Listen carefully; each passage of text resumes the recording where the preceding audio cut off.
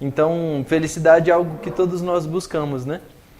Só que quando a gente olha a nossa existência aqui na Terra, hoje já através da doutrina espírita, nós já conseguimos compreender a vida além da matéria. Porque quando nós analisamos a vida do ponto de vista material e da visão materialista, nós acreditamos na vida do berço ao túmulo. Então, nascer e morrer, né? Ali eu vou viver 1 ano, 10 anos, 50, 80, 100 anos dentro da programação espiritual e de acordo com a nossa conduta ao longo da vida. Mas já quando nós somos espíritas e conhecemos ali a revelação espírita, nós já entendemos que o espírito é imortal. Portanto, teve um início, mas não terá fim. E lá na questão 132 do Livro dos Espíritos, Kardec pergunta assim, qual o objetivo da encarnação? Então ele não fala sobre a reencarnação nessa pergunta. Ele fala assim, olha, por que motivos a gente encarna? Porque na construção lá de Kardec, do raciocínio, baseado sobretudo na lógica, ele foi percebendo que, poxa, a vida verdadeira é a vida no mundo espiritual. A gente está aqui só de passagem. Ele já havia perguntado também, e os espíritos já tinham esclarecido, que fomos criados simples e ignorantes. Ou seja, saímos todo mundo do mesmo barco, da mesma forma. E que a nossa finalidade é atingir a perfeição. Quando a gente olha a obra do André Luiz, pela psicografia do Chico, por exemplo, a gente pega o livro Nosso Lar, nós vemos que ele retorna ao mundo espiritual numa situação delicada, né? Ele volta para o mundo espiritual ali como suicida indireto, mas ao longo da narrativa do livro, ainda de Nosso Lar, ele é acolhido, é amparado e daqui a pouco ele já está numa situação um pouco melhor, já no final do livro. Quando a gente lê a série como um todo, a gente vê um progresso do André Luiz e em nenhum momento ele narrou uma outra reencarnação dele. Portanto, é possível progredir no mundo espiritual? É possível progredir no mundo espiritual. Bom, se a nossa vida verdadeira é a vida no mundo espiritual, e se lá eu consigo progredir, que é o nosso objetivo, por que a gente reencarna num mundo tão difícil? É isso que Kardec pergunta lá no Livro dos Espíritos, nessa questão 132. E os Espíritos deixam claro, Deus lhe impõe a encarnação com o fim de fazer-los a perfeição. Então a gente só encarna para poder chegar à perfeição. É óbvio que essa perfeição é uma perfeição relativa. Não vamos ser perfeitos igual a Deus. Mas Jesus nos diz, sede perfeitos como perfeito é o vosso Pai Celestial.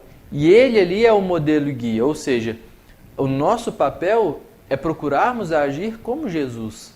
Desenvolver as virtudes e as potências divinas que já existem dentro de nós, ao mesmo tempo em que vamos domando as nossas imperfeições. E os Espíritos ainda continuam esclarecendo, para uns é expiação. Então a gente encarna para poder expiar. Só expia quem tem débito, quem tem questões passadas para poder resolver. Quem em outras existências escolheu errado, precisa agora consertar o que ficou para trás. Então aí a gente já consegue também puxar um outro fundamento da doutrina espírita, que é a pluralidade das existências. Né? Ou seja, encarnamos, desencarnamos, voltamos ao mundo espiritual, encarnamos novamente e assim vamos ao longo dos ciclos. E eles dizem, para alcançar essa perfeição tem que sofrer todas as vicissitudes da existência corporal. Nisso é que está a expiação. Então essas vicissitudes vão aparecer em nós de diversas formas. Podem aparecer através de dores, dificuldades na saúde, problemas financeiros. São questões que nós iremos passar que representam essas vicissitudes inerentes a todos nós. Ninguém aqui está isento delas, mas cada um vai ter uma certa modalidade, mas que faz parte do nosso processo expiatório. Só que eles continuam a resposta dizendo, para outros é missão. Então nós temos os grandes espíritos missionários que nós conhecemos, como por exemplo aqui o Francisco de Assis, Dom Pedro II. Temos aí espíritos que são desse quilate. Mas ao mesmo tempo, todos nós carregamos conosco as nossas expiações, como eles já disseram, mas também as nossas missões. Talvez as nossas missões não podem estar relacionadas com o planeta como um todo, ou uma missão nacional, ou estadual, ou até mesmo municipal. Mas nós temos missões com as nossas famílias, com as pessoas que nos cercam. Missões que podem ser menores na conjuntura planetária, mas que são de completa importância para a nossa trajetória espiritual. E eles colocam aqui, visa ainda outro fim a encarnação, o de pôr o espírito em condições de suportar a parte que lhe toca na obra da criação. Então nós temos que contribuir para a obra da criação. Temos que nem que seja colocar a cereja do bolo. Está ali reservado para nós e para nós darmos a nossa contribuição para a sociedade como um todo. Então é para isso que a gente encarna. E quando nós encarnamos, todos nós temos um planejamento espiritual. De acordo com a nossa evolução, nós podemos dar mais pitacos ou menos pitacos, escolher mais ou menos. Se eu ainda estiver numa condição espiritual que o meu livre-arbítrio não vai estar amplo, os meus guias e protetores vão escolher melhor o meu planejamento espiritual, analisando ali qual família eu vou nascer, a condição que eu vou vir, quais provas eu vou enfrentar, quais missões eu tenho a desenvolver. À medida que eu vou evoluindo espiritualmente, eu consigo ir pedindo alguma coisa, sugerindo alguma coisa e participando, vamos dizer assim, a quatro mãos desse planejamento encarnatório. Dentro desse planejamento, há também uma parte fundamental que é sobre o tempo da vida. Então, poxa, o Pedro está planejado a viver até 80 anos, 100 anos. Mas não sei, vou saber só quando desencarnar. E dentro disso, nós carregamos conosco a quantidade de fluido vital necessário para poder chegar, por exemplo, até os 80 anos. A minha norma de conduta aqui, durante a minha encarnação, pode fazer com que eu alargue um pouquinho isso. Poxa, eu vou chegar nos 82, 83, 85, de acordo com a minha alimentação, com a minha rotina, com o meu hábito da prece, como que eu cuido do meu corpo. Ou se eu fizer ao contrário, eu posso antecipar. Posso viver até os 70. Então isso tudo é flexível, que está baseado nas nossas ações. O fato é que todos nós temos uma data para voltar, mais ou menos. E aí a gente começa a se perguntar, poxa, se eu tenho uma data de retorno, como que estão as minhas atitudes e a minha vida lá? Será que eu estou me programando para isso? Porque a cada dia que a gente vive, é na verdade menos um dia. A gente está mais próximo da nossa desencarnação. Não quero deixar ninguém pessimista, nem dar notícia ruim para ninguém. Muito pelo contrário. O que eu quero trazer como reflexão é porque nós temos um tempo finito nessa encarnação, como Pedro, Arthur, por exemplo. Não sei quanto tempo, mas ele é finito. Embora o meu espírito seja imortal. E aí eu começo a me perguntar, nessa finitude dessa existência, eu tenho feito e contribuído para aquilo que é verdadeiramente felicidade para mim enquanto espírito? Porque às vezes a gente olha o nosso dia a dia, quando se vê a cidade já está toda enfeitada de Natal de novo, e a gente fala assim, meu Deus do céu, 2025 voou. Daqui a pouco a gente já está festejando aí o Natal, já está fazendo planos para 2026, percebe que um monte de plano que a gente tinha do início do ano, emagrecer 5 quilos, a gente agora já vai ter que emagrecer 10 quilos, enquanto que outros a gente conseguiu tirar do papel. E aí a gente se pergunta, nesse meio tempo, eu tenho me dedicado a construir a minha felicidade e a felicidade dos outros? Porque o que a gente pode também se perguntar, mas uma coisa é fato, a felicidade é um estado de alma em que a gente sente. E ela está muito relacionado às nossas expectativas. Então aqui um pouquinho antes da gente começar o estudo, a gente estava conversando, né? O Renato deu o exemplo assim, poxa, às vezes a gente ia lá no Joana de Ângeles, a gente ia com a expectativa, às vezes até do palestrante faltar. Por quê? Porque às vezes eu poderia ter ali o contato com a Sueli e a Sueli faria uma ótima palestra. Então, aí a gente, e da mesma forma, hoje vocês estão vindo aqui, ter uma certa expectativa sobre o que vai ser a palestra, sobre o que vai ser o tema. Se eu estou com uma expectativa do Pedro muito alta, provavelmente eu vou me decepcionar. Quer dizer que o Pedro vai fazer uma palestra ruim? Não. Mas pode ser que, como a minha expectativa está muito alta, eu não consiga corresponder àquilo que vocês gostariam. Mas se alguém, por exemplo, já ouviu a minha palestra alguma vez e fala assim, nossa, ixi... Porque assim, eu não sei se acontece aqui no Dom Pedro II, mas lá no Fé e Caridade é uma mania de falar assim, quem é que vai falar hoje lá? Aí dependendo de quem for fazer o estudo, a gente vai depender se vai querer ir ou não. Mas é ainda um processo de maturidade para compreender que independente da palestra, a gente vem pela gente.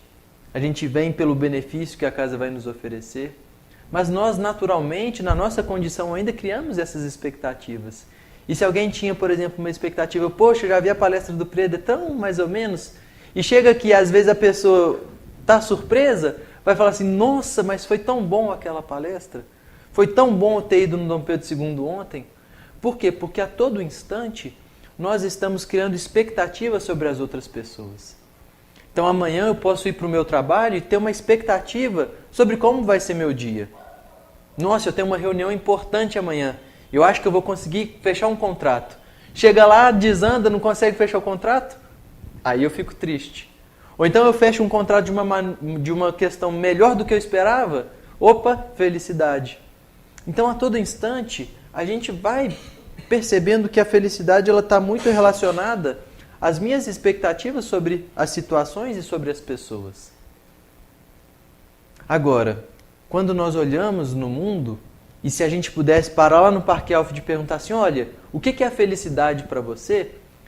Talvez pela sociedade muito materialista hoje, a maioria das pessoas elencaria e associaria a felicidade com as questões materiais, com as coisas da matéria. Então uns poderiam dizer, poxa, felicidade para mim vai ser ganhar na Mega Sena do final do ano. Felicidade para mim vai ser poder dar um presente para o meu filho que ele me pediu de Natal.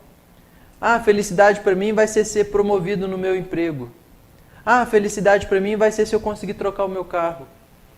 Então, para muitas pessoas, a felicidade ainda está muito atrelada às posses, aos cargos, aos títulos, às conquistas materiais, e que são sim importantes. Afinal de contas, nós, enquanto encarnados, devemos sim trabalhar para ter condições de vida melhor e proporcionar coisas melhores a nós e aos nossos entes queridos. Não tem nada de errado ruim nisso. Agora, o grande lance quando nós costumamos atribuir um valor muito grande às posses materiais, perdendo de vista os valores espirituais, aí começa a encrenca. Aí é que começa a ter problema. Porque, por exemplo, se a minha felicidade está atrelada, por exemplo, a esse celular, eu falo assim, poxa, eu tô doido para trocar de celular, pegar o celular do ano. Aí eu troco de celular, fico super feliz. Vira o ano, lanço um outro celular, acabou. Já não tenho mais a felicidade que eu tinha por ter o celular do ano. Dentro da minha casa, por exemplo, eu tenho uma caneca que eu tomo café nela todo dia. É todo dia a mesma caneca, é o que eu gosto. Já estou acostumado com ela. Imagina só se para mim felicidade significa tomar café naquela caneca todo dia. Para mim é. Mas imagina se eu transfirir a minha felicidade para aquela caneca. Aí amanhã minha esposa chega lá, tá lá em casa hoje à noite, vai lá lavar a louça, de repente a caneca cai e quebra. Aí amanhã vai o Pedro acorda, vai fazer o café, vai procurar a caneca dele. Cadê a caneca? Sumiu. Quebrou, tá lá no lixo. Como é que fica a minha felicidade? Já era. Vai brigar com a esposa, vai arrumar uma encrenca, já vai começar com o dia todo errado. Por quê? Porque eu estou transferindo a minha felicidade às posses materiais. E tudo que é material é efêmero, é passageiro. A camisa que eu comprei hoje, que está novinha, está perfeita, que eu estava doido com ela, daqui a 2, 3 meses já vai estar meio desbotada, vai estar meio larga. O carro que estava com aquele cheirinho de carro novo, daqui a pouco o cheiro some, as coisas vão acabando, vai passando. Portanto, quando a gente associa a nossa felicidade às coisas materiais, a nossa felicidade ela está condicionada a ser algo passageiro, a ser algo efêmero. Por outro lado, se eu começo a associar a minha felicidade a algo que eleva acima da matéria, aí, e eu ainda nem estou falando de algo espiritual, aí eu começo a perceber que a felicidade ela pode ser sim um estado de espírito. Por quê? Porque se eu transfiro, por exemplo, a minha felicidade da minha caneca que eu tomo café pela felicidade de agradecer o que ter de tomar, não importa se eu vou tomar num copo de plástico, se é num copo de vidro, se é numa outra caneca completamente diferente. A minha felicidade está na gratidão por ter algo do que tomar. Então eu já começo a transferir a felicidade de algo que é passageiro por algo que se torna estado de consciência. Eu sou grato por poder fazer um café, por ter um café para tomar. E aí já começa a independer o modo como aquilo é feito. E aí eu começo a compreender que às vezes a gente briga por muita coisa. Coisas bobas, bestas. Quer ver? Vamos fazer um teste aqui, já que a gente está falando do café. Vocês tomam café em casa, gente? Todo mundo um bom mineiro, né? Adora um cafezinho. Como é que vocês fazem café? Tem que ferver a água? Sim. Não? Toma um café gelado? Não chega a ferver 90 graus. Ih, já começou a dar problema. Aquele ali deve ser barista. Então, ó, mas tem que aquecer a água, certo? Fez borbulha, já tá ficando bom. Borbulhou já passou dos 90 graus. Mas, ó, vamos considerar que faz borbulha. Beleza, esquentou a água. O que eu faço agora? Jogo o pó na água e misturo e passo no coador? Ou eu coloco o pó no filtro ali de papel e passo a água? Coloca no filtro e depois pega a água quente e joga. Eu já faço com pó dentro da água. Já faz com pó dentro da água. Mas tem que ferver a água. Vamos voltar, gente, que senão vamos voltar. Vamos lá. Ferve a água sim ou não? Sim. Coloca a água no filtro de café sim ou não? Sim. Já deu um embate ali mais ou menos, né? Por quê? Porque cada um vai ter um jeito de fazer. Ele, por exemplo, coloca o pó dentro da água, como várias pessoas. Outras já colocam o café no filtro. Outras vão falar... Você não ferve a água, não pode ferver. Depois você tem que escaldar o filtro de papel para tirar o sabor. Vai ter que medir grão, ver lá se vai fazer 10 ml, como é que vai ser a proporção, o tempo de... Ou seja, cada um vai fazer de um jeito. Só que olha só como é que são as coisas. Se eu chegar aqui, confraternização dos frequentadores do final do ano aqui do Dom Pedro II, e vão estar aqui as garrafas de café. Vocês vão chegar aqui e perguntar, ferveu a água? Chegou a 100 graus ou chegou a 90? O pó foi colocado dentro da água ou foi feito no filtro? A gente vai chegar e vai tomar, não vai? E ó, tudo bem que não vou entrar no mérito do grão em si, mas é difícil a gente ter paladar para poder saber a diferença do método se for feito com o mesmo pó. E o que vai ser mais importante nesse momento de confraternização? Vai ser como que foi feito o café? Ou vai ser assim, o momento de conversar, de estar todo mundo junto? É o que importa, é o momento de estar junto. Mas imagina se esse café tivesse sendo feito aqui no local. E aí a gente estava com os nossos 3 amigos aí que aproveitaram para dar o exemplo. Um estaria ali medindo quantos grãos, quanto de café que teria para saber quanto de ml teria que colocar. O outro estaria colocando pó dentro da água e o outro estaria esperando a água nem ferver. Na hora que fosse fazer os 3 juntos, pode ser que daria atrito. Não, você não pode colocar o pó dentro da água não, tá doido? Se for marido e mulher então, gente, confusão. Perdemos. A gente toma do jeito que ela gosta, é isso aí. Tem gente que usa não filtro de papel, usa o de coador. Os métodos são vários. Por quê? Porque cada um foi criado de uma forma diferente. Cada um tem um jeito. Não tem o certo e o errado. Só que quando, por exemplo, dentro de um relacionamento de marido e mulher, essas diferenças elas aparecem, porque cada um teve uma criação. Acontece que muitas vezes nós costumamos confundir essas diferenças como defeitos. Só está fazendo um café diferente. Mas a gente, na nossa natureza, fala o quê? Tá vendo? Não sabe fazer café. É um defeito. E se a minha felicidade é fazer o café daquele jeito, olha como é que vai dar problema. Então a gente precisa compreender que formas diferentes de fazer a mesma coisa não significa defeito. A gente começa a transferir a nossa felicidade por poder compartilhar aquele momento. É claro que eu posso ensinar. Assim, os baristas fazem café dessa forma. Não pode ferver, tem que medir, tem que controlar a extração. E ninguém, assim, e a gente pode ensinar, pode aprender e está tudo certo. Na minha juventude, eu ia muito na casa de um amigo, ele morava num porão. O café dele era o café, na casa dele, que servia pra gente, era o café 4 horas. Frio, fraco, com formiga. Esse eu não conheço.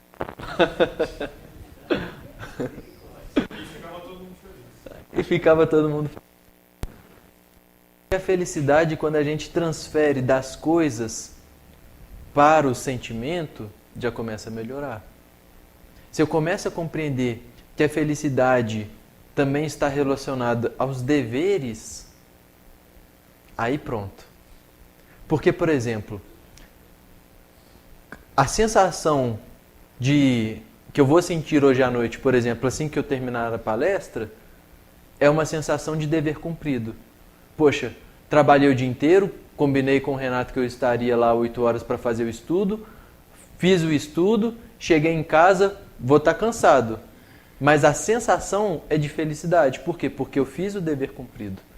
Às vezes a gente fica o dia inteiro sem fazer nada. E a gente chega à noite e fala assim, nossa, não estou feliz. Por quê? Porque faltou dever. Às vezes aquele dia que foi super cansativo, foi apertado, a gente fica feliz. Por quê? Sensação de dever cumprido. E os deveres não estão restritos apenas aos compromissos materiais. Nós temos os nossos deveres morais, nós temos os nossos deveres espirituais, que são compromissos que a gente vai tendo. Quando eu começo a associar também a felicidade, além dos deveres, para aquilo que é meu enquanto espírito, aí é o melhor cenário da vida. Porque quando eu associo a felicidade com aquilo que é patrimônio do espírito, ninguém pode tirar. Por exemplo, aprender. O aprendizado é algo do espírito. Então, aprender a fazer café, aprender a tocar um instrumento, aprender a falar uma língua nova, isso é uma verdadeira felicidade. Porque não é perecível e ninguém pode me tirar. Então, se o meu piano quebrar, por exemplo, eu posso comprar outro. Se o meu professor não puder mais me ensinar, eu posso arrumar outro, eu vou ler o livro.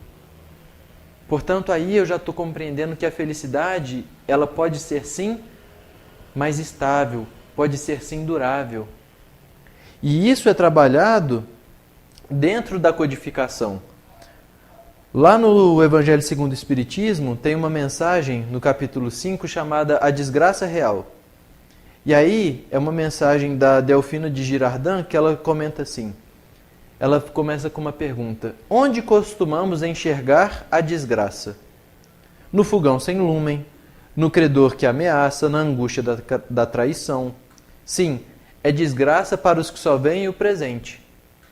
Então, muitas vezes, a gente enxerga a desgraça nessas questões materiais de uma pessoa que não pode ter o que comer, num gás que acaba, numa traição. E para quem só vê o presente, ela diz, isso sim é desgraça. Mas a verdadeira desgraça, porém, está nas consequências de um fato mais do que no próprio fato em si. Então ela diz, mais ou menos assim, não importa o que te acontece. O que importa é no que está por detrás daquilo que vai te acontecer.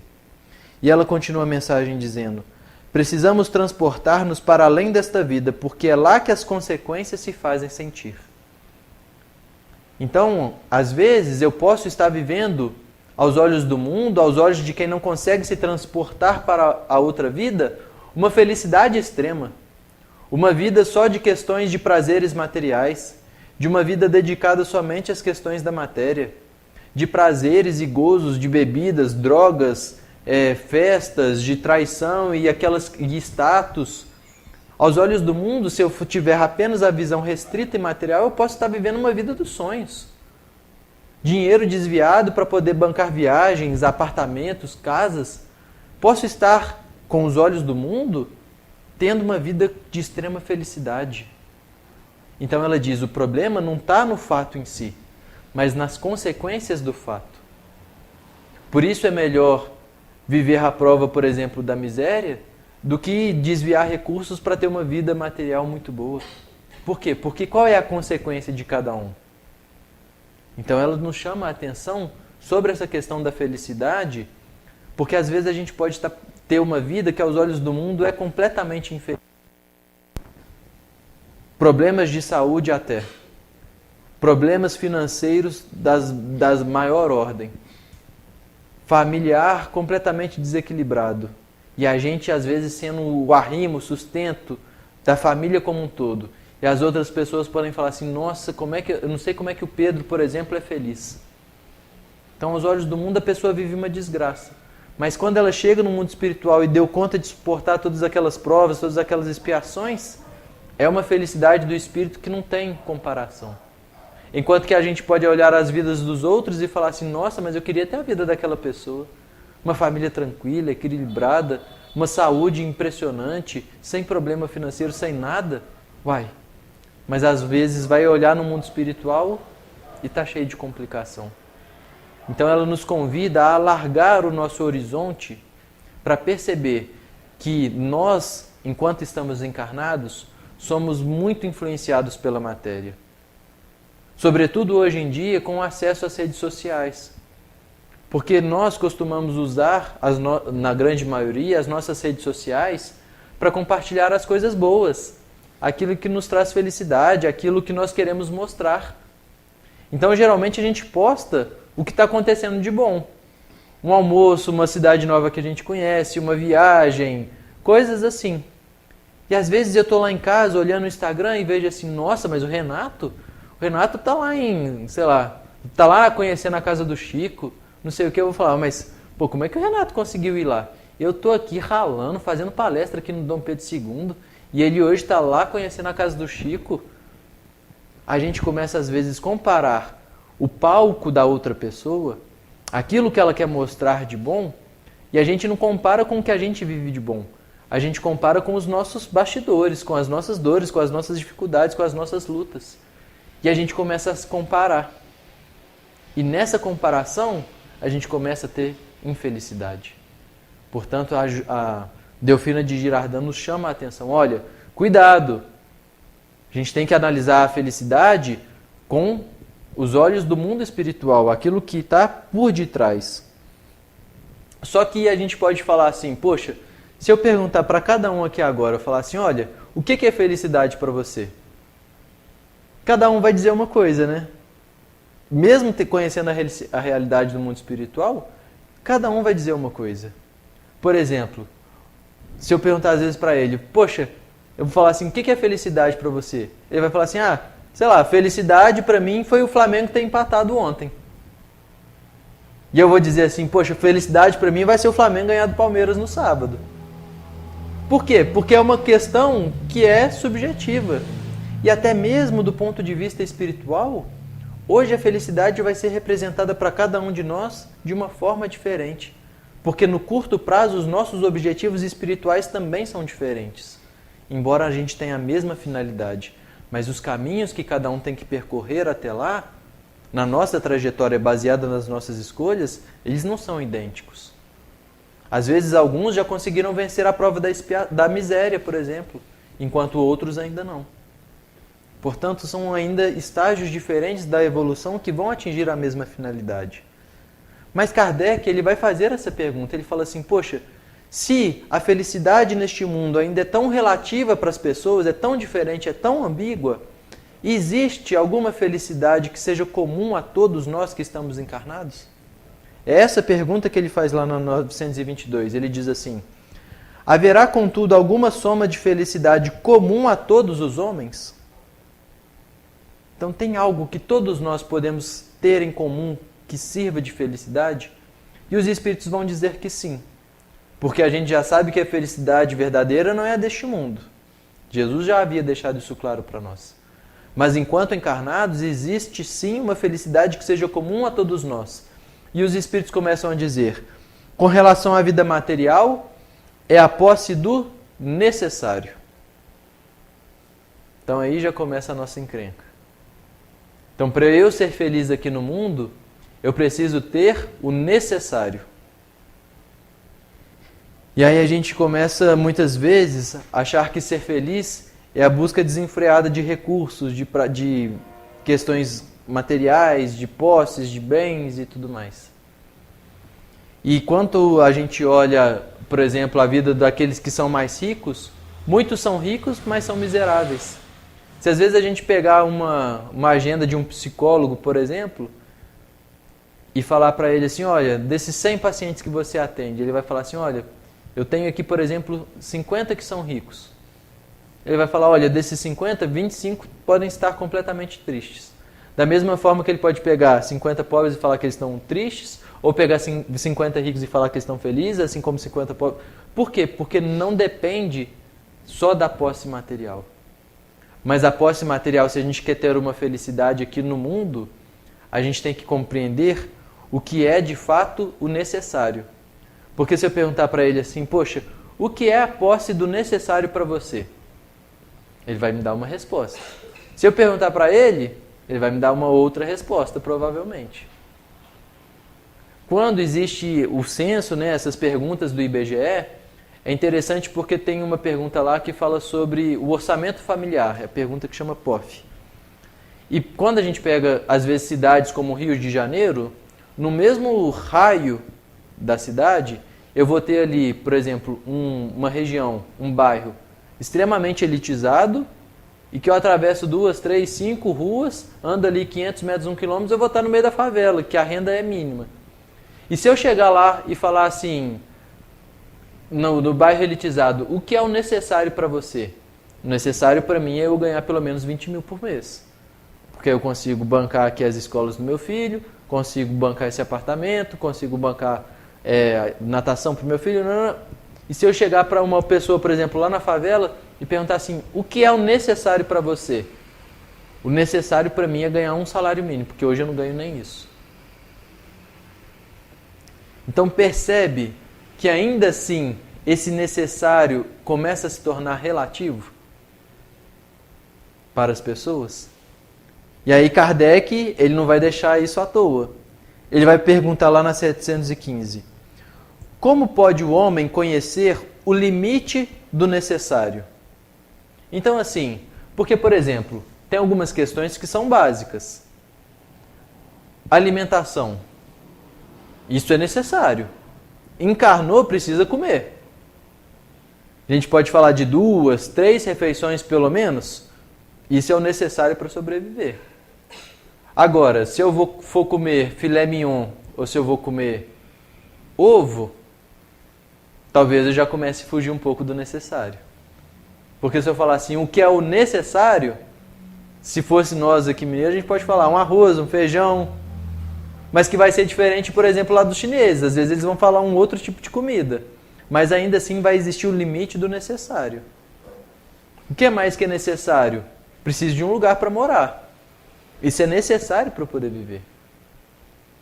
Se o piso vai ser porcelanato, se vai ser madeira e tudo mais, se vão ser 3 suítes ou vai ser um quarto só para todo mundo, mas o que é o necessário? E aí Kardec ele quer saber como é que pode o homem conhecer o limite do que é necessário. E os Espíritos deixam claro, aquele que é ponderado o conhece por intuição. Então ser ponderado é ter o bom senso. Quando nós usamos do bom senso, quando nós somos ponderados, a gente sabe se aquilo é de fato necessário ou não. A gente começa a usar a intuição. Abre campo para os bons espíritos e também para captar esses pensamentos. Só que o que os espíritos continuam dizendo? Muitos só chegam a conhecê-lo, ou seja, muitos só chegam a conhecer esse limite por experiência à sua própria custa. Então, quando a gente olha a grande maioria de nós, são raríssimos os que são ponderados e conhecem esse limite pela intuição.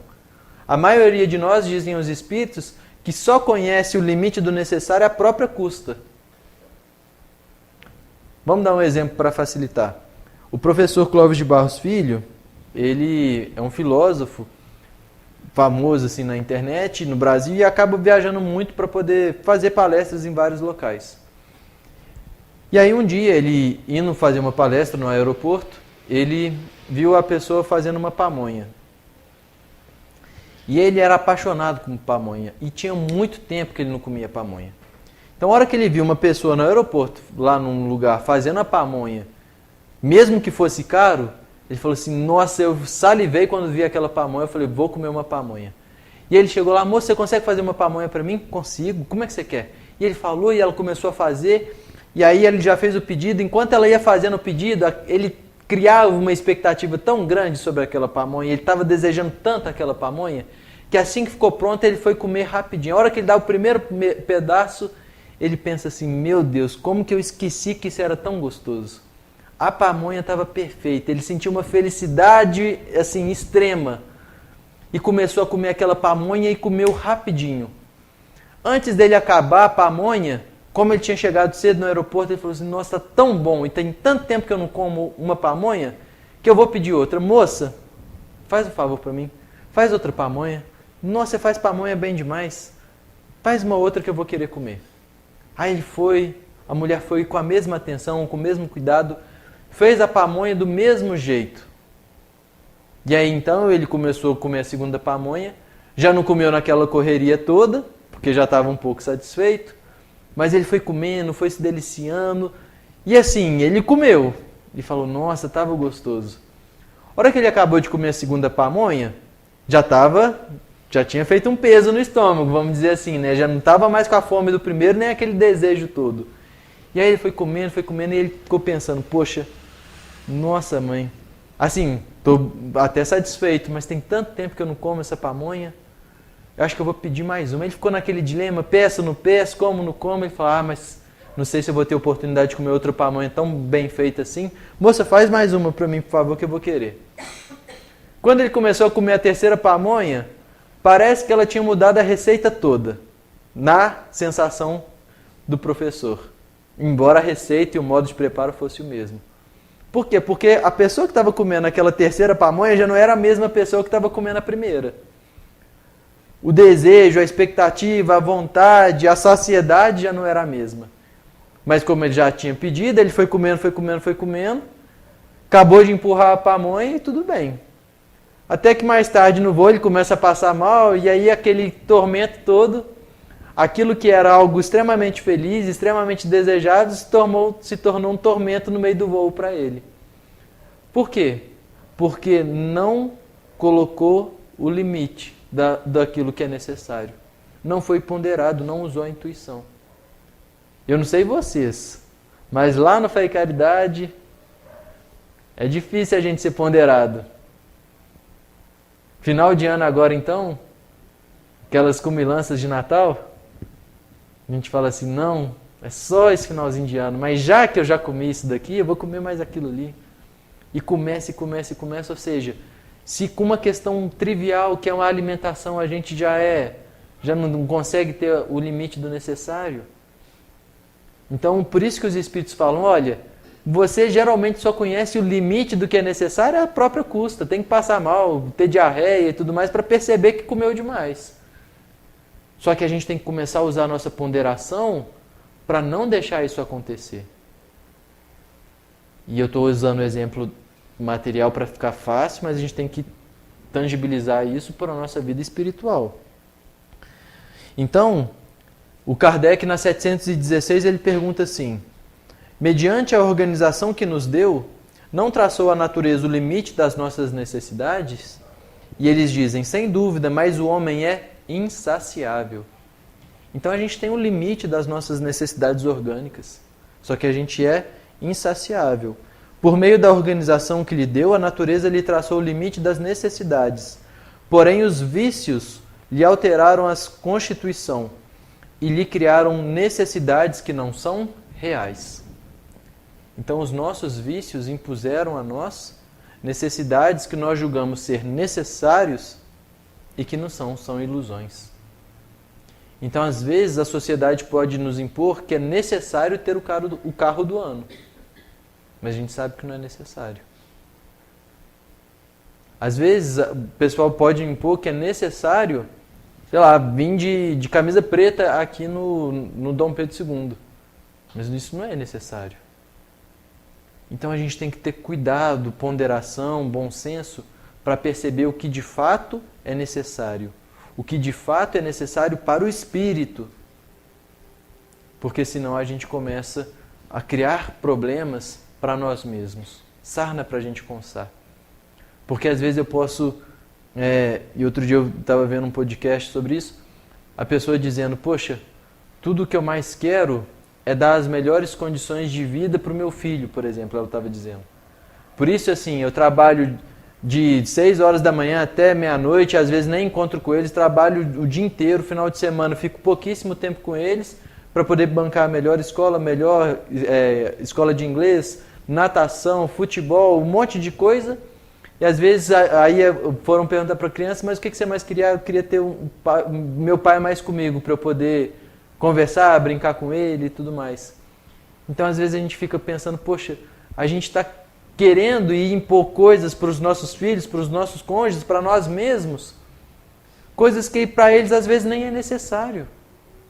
Mas a gente ou a sociedade coloca na nossa cabeça, com essa visão materialista, de que é necessário. E aí a gente começa a abrir mão daquilo que de fato é necessário para o espírito, que é a convivência, que é a educação moral, que é transformar as pessoas em homens de bem. Então isso é o que traz a felicidade. É isso que a gente precisa ficar atento. Então, os espíritos dizem, com relação à posse, como que a gente atinge essa felicidade aqui na Terra? Com relação à vida material, a posse do necessário. Até que horas que eu vou, Renato? Me confirma. Beleza. Então, vamos fechar essa questão aí para a gente saber o segredo da felicidade, vamos dizer assim, que os espíritos nos deixaram. Com relação à vida material, a posse do necessário. E eles continuam dizendo, com relação à vida espiritual, a consciência tranquila e a fé no futuro. Então, ter a consciência tranquila significa cumprir os meus deveres. Então, eu cumprir com os deveres e com aquilo que eu conheço do meu trabalho e de diversos papéis que eu desempenho na minha encarnação. Porque o Pedro hoje, por exemplo, ele tem papéis no trabalho, mas ele é filho, ele é irmão, ele é noivo, ele é amigo. E cada um desses papéis, ele tem deveres a serem cumpridos. Mas também eu tenho os meus deveres espirituais. As atividades que eu preciso desenvolver, os conhecimentos que eu vou adquirir, as pessoas que eu consigo auxiliar. E isso é inerente a todos nós. Porque a consciência tranquila significa estar com os deveres cumpridos de acordo com aquilo que nós conhecemos. Porque quando a gente lança a mão do Livro dos Espíritos, lá na 621, Kardec pergunta, onde está escrito a lei de Deus? E eles dizem, na consciência. Quando eu estou com a consciência tranquila, significa que eu estou observando a lei de Deus de acordo com aquilo que eu conheço. Então, de acordo com o que eu conheço da lei divina, eu estou agindo em conformidade com ela. Portanto, eu não estou infringindo a lei. Então, ter a consciência tranquila significa estar quite perante a lei divina. Significa estar agindo conforme os desígnios divinos. Aí sim, eu estou dando esse primeiro passo com relação à vida moral. Só que eles continuam ainda dizendo, é necessário ter fé no futuro.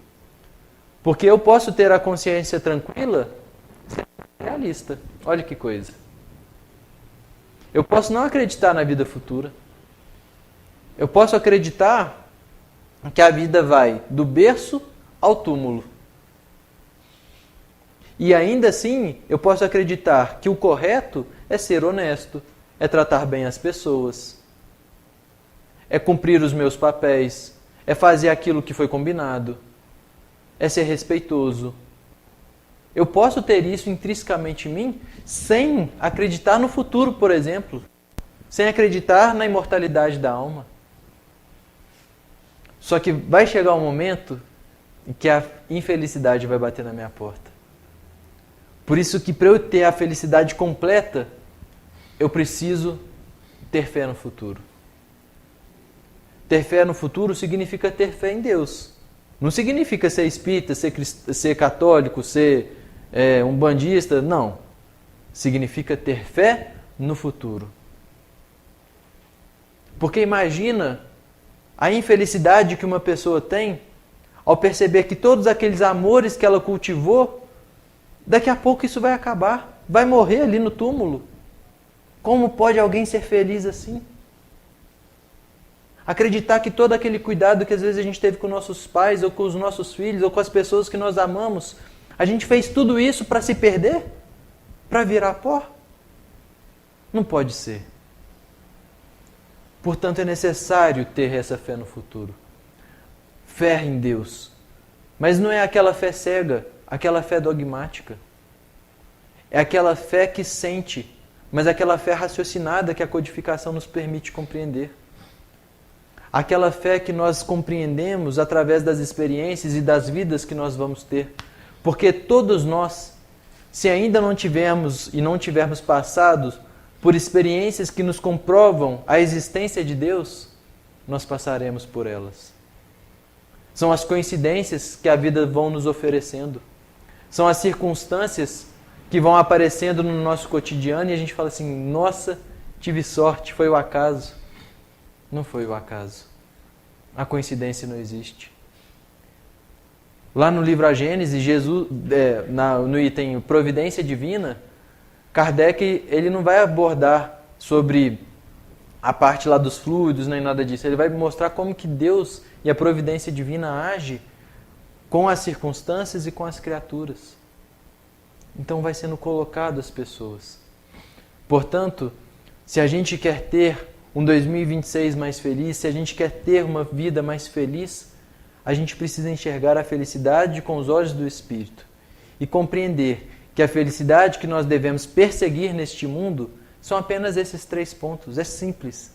Não quer dizer que é fácil, mas é simples. É se atentar com relação à posse material, é a posse do necessário, e com relação à vida moral, é a fé no futuro e a consciência tranquila. Se na minha vida, se no meu cotidiano eu respeitar esses 3 passos, eu posso ter certeza que eu estou a caminho da felicidade.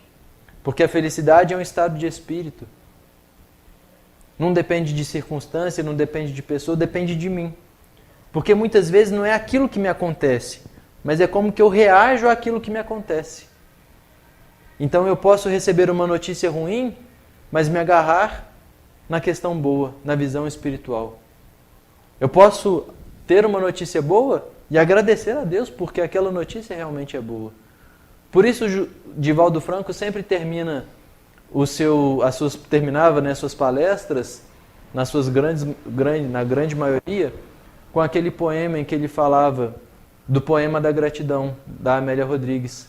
E no poema da gratidão, ele fala sobre tudo aquilo que nós devemos ser gratos, e ele diz assim, nós devemos ser gratos por aquilo que nos acontece e que nós julgamos ser bom.